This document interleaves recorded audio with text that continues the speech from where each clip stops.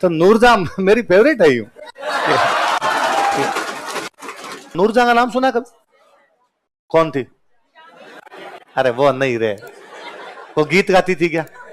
जहांगीर की पत्नी। आजादी के बाद हुई, आजादी के बाद। तो तुम्हारे साथ गंभीर लोचे हैं, तुम्हें कोई एक नाम रटवा दिया जाए तुम्हारे वही याद रहता है। आजादी के टाइम अपने भारत की बहुत बड़ी सिंगर थी नूरजहां। आजादी के बाद वो चली गई पाकिस्तान। यदि आजादी के बाद वो पाकिस्तान नहीं जाती तो आप लता मंगेशकर का नाम तक नहीं जानते। नूरजहां इतनी बड़ी गायिका थी। जब तक नूरजहां हिंदुस्तान में थी तब तक लता जी से गीत नहीं गवाते थे। लता जी की आवाज बहुत बच्ची जैसी आवाज है, आप सुनना कभी। लता जी की आवाज तीखी है, वो तीखी पिच वाली आवाज है यूं। तो लता जी के लिए ऐसे कहते गुड़िया जैसी आवाज है। तो वो यूं जो होना चाहिए एक आवाज के अंदर फील जो होना चाहिए वो लता जी की आवाज में नहीं आता। और नूरजहां की आवाज थोड़ी मर्दाना थी, तो आदमी शाम को नूरजहां वाली आवाज सुने तो ज्यादा यूं ढंग का फील होता था उसे। तो नूरजहां ज्यादा चला करती थी भारत में, और बड़ी सन की महिला थी। बाद जो पाकिस्तान बना तो पाकिस्तान चली गई। नॉर्मली ये होता है कि जो भी लोग गले का ज्यादा प्रयोग करते हैं वो कंठ का ध्यान रखते हैं। भाई मैं ठंडा पानी नहीं पीता, कोई दूसरी कोई ठंडी चीज तो अपने को लगता है आइसक्रीम खाने, नहीं यार क्लास लेनी है, गला नहीं खराब हो जाए। नूरजहां तो हर कोई सिंगर होते हैं वो भी ध्यान रखते हैं। नूरजहां हर गीत गाने से पहले बर्फ खाती, साबुत बर्फ, बर्फ लेके आइस लेके और मुंह में खाती। तो किसी ने पूछा मैडम बर्फ खाती हो इससे गला खराब नहीं हो? तो उसने कहा मेरा खुलता है, जहर जहर को मारता है। वैसे मेरा गला तभी ठीक होता है जब मैं ठंडी बर्फ खाती हूँ। बड़ी अजीब महिला थी।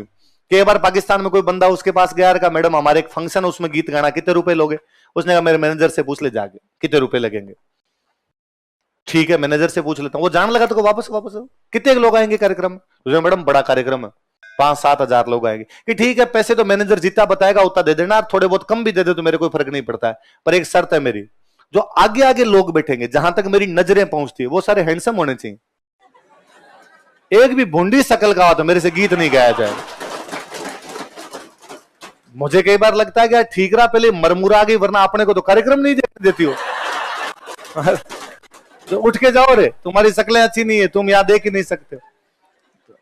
अपने टाइम की पाकिस्तान की बड़ी दिल फेंक महिला हुई थी, उसके उस टाइम पता नहीं कितने अफेयर थे। तो एक बार किसी पत्रकार ने पूछा कि भाई मैडम आप, हमने सुना आपके खूब सारे अफेयर हैं, तो कितने अफेयर रहे, किन किन लोगों से अफेयर रहे, नाम बताओ। तो उसने पंजाबी में कहा कि छड़ परे की करना होने पूछ के, क्या करेगा आप छोड़ दे। पत्रकार इस मामले में हरामी होते हैं। पत्रकार वापस की नहीं नहीं बताइए प्लीज। तो उसने कहा लग गिन, तेन 1 मिनट दे दिया गिन ले, 1 मिनट में जितने गिने जाए गिन ले। तो उसने 1 मिनट तक क्यों बोलना शुरू किया। तो वो पत्रकार बेचारा 1 2 3, 1 मिनट बाद कहा किन्ने हो गए? तो उसने कहा 16। 1 मिनट में उसने कितने बॉयफ्रेंड के नाम बताए? 16। तो वो जैसे कहता है 16, नूरजहां शर्मा की और कहती ना करते 16 तो हो ही गए। इतना कंट्रोल किया तो भी कितने हो गए। और उसके एक बॉयफ्रेंड थे पाकिस्तान के राष्ट्रपति याहिया खान। मुझे नूरजहां इसलिए भी अच्छी लगती है कि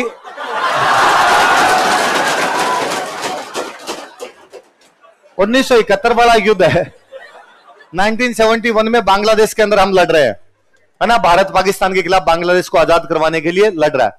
और पाकिस्तान की सेना को बेचारी को समझ नहीं आ रहा भाई भारत के खिलाफ लड़े हैं, सरेंडर करें, क्या करें क्या नहीं करें। तो पाकिस्तान का इधर जो सेनापति था, जो कमांडर था, उसका नाम था नियाजी। क्या नाम था? जनरल नियाजी। तो जनरल नियाजी को कहा कि भाई क्या करना, आगे डिसीजन क्या लेना। तो जनरल नियाजी ने कहा राष्ट्रपति से पूछो। और राष्ट्रपति हुआ करते याहिया खान, और याहिया खान पहले खुद जनरल रह चुके थे, तो फौज का आदमी था। तो शाम को फोन करवाया उधर बांग्लादेश, ढाका से कराची फोन गया, इस्लामाबाद फोन करवाया उधर कि भाई पता करो, याहिया खान से पूछो कि भाई युद्ध जारी रखना है, सरेंडर करना है, क्या करना है। तो कहा साहब याहिया खान को डिस्टर्ब नहीं कर सकते। क्यों? तो अभी याहिया खान के पास मैडम आए हुए हैं। मैडम यही थी। तो पाकिस्तान वालों को निर्देश ही नहीं मिला, कोई निर्देश नहीं मिला, तो पाकिस्तान सरेंडर कर गया। तो नियाजी ने बाद में सरेंडर कर दिया था। तो नियाजी ने जब पाकिस्तान में सरेंडर कर दिया था, यहाँ पे भारत के साथ 93,000 फौजी सरेंडर कर गए। दुनिया के इतिहास में ऐसी कभी घटना नहीं हुई कि इतने सारे फौजी एक साथ सरेंडर कर जाएंगे।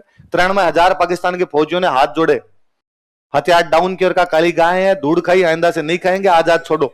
93,000 का सरेंडर करवाया था हमने।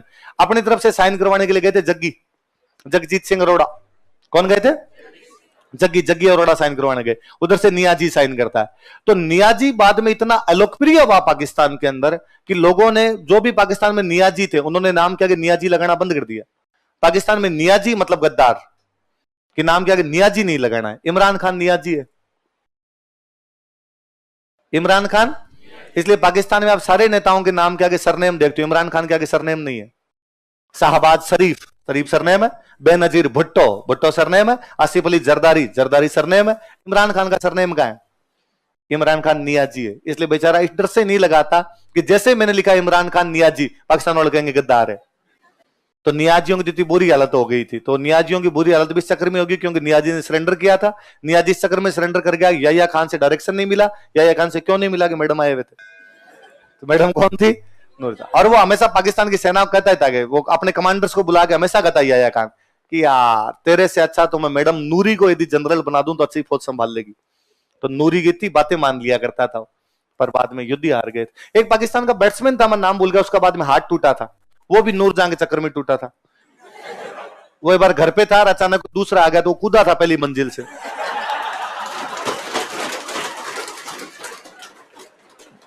पाकिस्तान बहुत अच्छा बैट्समैन था, मतलब आगे खेलता तो खूब खा। तो नूरजहां मेरी फेवरेट है। यूं पाकिस्तान वालों के कई कांड कर गई है महिला, अपने को फायदा हुआ भाई। अपनी जासूसी मान लो, आप ये मान लो कि भारत को फायदा पहुंचाने के लिए पाकिस्तान ने प्लांट की हुई थी। और मिस्त्री एक ऐसी प्रजाति है जिसको आप कितना भी समझा दो वो वही करता है जो उसको आता है ना। मतलब घरों में मैं देखता हूं, गांव में जब मकान बनाते हैं तो आजकल थोड़े बहुत लोगों के पास पैसे आगे नक्शे वक्शे बनवा के ले आते हैं, मैप आर्किटेक्ट से बनवा के ले। आर्किटेक्ट बताता है ये सीढ़ियां ऊपर से इधर से जाएगी, ये किचन इधर रखना है, ये रखना है, ये रखना है। फिर मिस्त्री को पूरा समझाते हैं कि देखिए ये सीढ़ियां इधर से जानी चाहिए। तब वो बैठा बैठा तब भी कहता है ना ना ना ना ना, इधर से नहीं जाती, सीढ़ियां बाहर से जाती है। अरे नहीं, हमारे अंदर से जानी चाहिए। और आर्किटेक्ट ने समझाया, और ये इतने फीट की रसोई होनी चाहिए, ये इसके पास में बाथरूम होना चाहिए। वापस कहता है अरे साहब रसोई के पास बाथरूम कौन करवाता है? ऐसे थोड़ी होता, साफ सफाई भी तो चीज होती है। आप वापस कहते हो नहीं नहीं ये वाला बाथरूम, हॉल वाला बाथरूम यहीं देना है, यहीं पे। आप जाते हो, जाने के बाद मिस्त्री अपने सारे मजदूरों को कहता है कि 16 साल का एक्सपीरियंस है, ये सिखाएंगे। और मेरे को ऐसे कागजों की आवश्यकता नहीं है। अभी तो तू गुणिया फेंक दूं तो सूत इधर नहीं जाए। उसके पास एक वो होता है नापने वाला है ना, गुणिया गुणिया बोलते हैं, तो उसको फेंकता है। वो वह सीध करनी है, सीध करनी है, तो नापता नहीं है, गुणिया फेंकता है। इधर से इधर नहीं जाने दूं अभी तक। और ये कल के छोरे मुझे आगे सिखाएंगे क्या करना है क्या नहीं करना है। ये मुसलमान राजाओं के साथ ये बड़ी दिक्कत हुई। मुसलमान राजा किसी अपने उसको मिस्त्री को बुलाते और मिस्त्री बुला कहते देख भाई साहब ये बनाना ये बनाना ये बनाना और पूरा ऐसा होना चाहिए। उसने कहा साहब ठीक। फिर वो अपनी पंचायती थोड़ी बहुत कर ही जाता। दिल्ली में एक सुल्तान हुआ गयासुद्दीन तुगलक। कौन सुल्तान हुआ? उस गयासुद्दीन तुगलक का मकबरा है। गयासुद्दीन तुगलक ने कहा पूरा मुसलमान तरीके से बनना चाहिए, एक भी तुम्हारे वाला आ गया देख लेना। उसने साहब चिंता मत करो, एकदम वैसा बनाऊंगा। तो नीचे बनाई गई एक झील। ये झील में मकान बनाना भी इस समय की मुस्लिम विशेषता थी। एक झील बनाई, उस झील में बनाया चबूतरा, झील के अंदर चबूतरा बना दिया। अब चबूतरे पे बनानी है बिल्डिंग, तो बाकायदा बिल्डिंग वैसे के वैसे, जैसे जो गेट बनाना है वो वैसा वैसा गेट बनाया गया। इसके ऊपर गुंबद खड़े करने हैं तो वैसा वैसे गुंबद खड़े किए गए। यहाँ पे साइड में मीनार खड़ी करनी, पूरा उसने जैसा बता के गया था वैसा वैसा किया। यहां जाते जाते बंदे के दिमाग में ही खुद की उसने ऊपर जाके बनाया कलश। पानी का कलश होता है, कलश। उसने ऊपर जाके बनाया आमलक, आम की तरह एक आकृति बनाया करते, इसको क्या बोलते हैं? ये दोनों हिंदू विशेषता थी। अब हम पढ़ते हैं कि गयासुद्दीन तुगलक का मकबरा ऐसा मकबरा है जिसमें हिंदू और मुस्लिम दोनों विशेषताएं दिखाई देती है, क्योंकि उसके शीर्ष भाग पर कलश तथा आमलक बना दिए गए थे।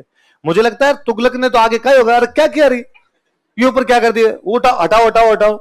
उस मिस्त्री ने कहा सर एक मिनट पहले मजदूरों से पूछो अच्छे लग रहे हैं कि नहीं लग रहे हैं।